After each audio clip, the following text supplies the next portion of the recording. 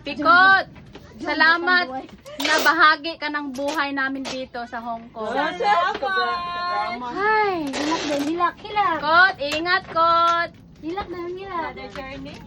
Char-char sa takot. Hilak na Yes, ng Kot, for almost 3 years. Magkasama po tayo. Thank you, Kot. Sakit man po na ito ang kiwi nga niya. Ha? Yes, kasi uuwi na po siya. Kasi yung amo niya nag-migrate sa UK. Third floor. Hindi, seriously, seryoso tayo ngayon. Oo nga, Kot. Maraming salamat po, Kot. Bahagi ka talaga dito sa boarding house. Kasama ka namin for 3 years. Thank you, Kot. Hilak, be, hilak. Mwah, mwah, mwah.